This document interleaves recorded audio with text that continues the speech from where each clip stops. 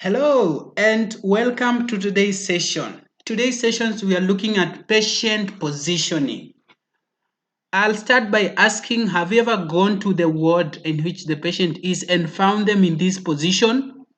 What did you do? Or you have attempted to position a patient in a position of your choice and this is what you find out. I'm sure it is scary, right? So in this case, we want to look at the types of patient positions. We want to see when to use certain patient positioning and the type of care and caution you need to exercise when the patients are in specific position. Here are just but a number of positions. I'm sure you're going to go through them and will be able to understand, okay? So welcome to this lecture. Patient positioning, we are saying it refers to the technique RNs use with their patients to maintain a neutral body alignment. It's important to position patients in different positions, okay? Because it protects the patients from potential problems related to immobility and injuries, like the pressure injuries, right? Positioning also promotes the overall health of the patient and it keeps the patient safe during procedures such as in operating rooms or in recovery position. You need to know as an RN, you will need to consider many details when choosing your patient's position. For example, you should consider the position of any medical devices, such as catheters or any risk factors of these patients, such as the incision sites. Where are they? How do you position our patient? Patient safety should be one of our top concerns, okay, in the current world. So positioning the patient will help promote clear airways, yeah, like in recovery position, the one that we normally do, left recumbent position, yes. Encourage circulation throughout the body, keep the patient comfortable while confined to a bed, minimize patient exposure during surgery or wound care, help patients feel their privacy is respected when vulnerable, such as during the perioperative phase.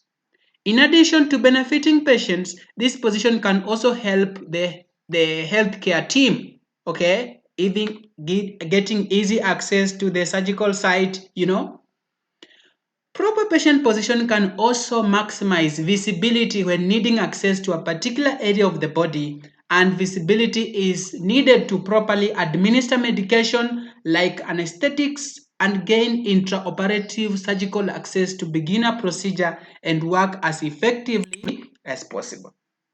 So before moving your patient into a new position, you need to discuss that with the patient so that they know how to plan for that position and understand fully what is happening. You need to request assistance from the patient as much as possible, as well as other health team members whenever it is possible. Patient left in a single position for too long may start to experience health problems, like the one we've talked of, pressure injuries, even if there is nothing wrong with the position itself. Okay, so frequent repositioning changes play an important role in proper patient positioning. The first and the most common position is the supine position. Okay, you can be able to appreciate the supine position so that the patient lies on their back.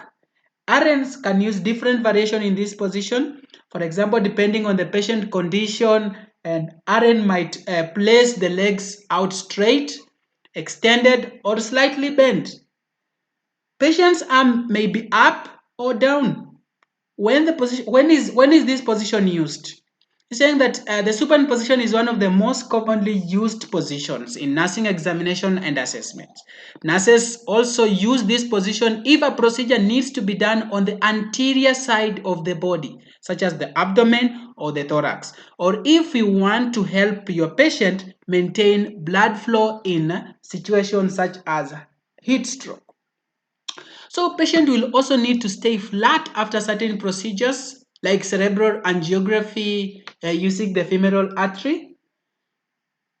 Nurses, you have to be careful that the patients do not develop pressure ulcers or nerve damage from excessive time in this position. Okay, so you check for the skin problems and pad bony prominence. Note if there's any reasons patient should not have a pillow in this position, such as if the anesthesiologist used spinal anesthesia, then you will not need a pillow for that matter. Okay.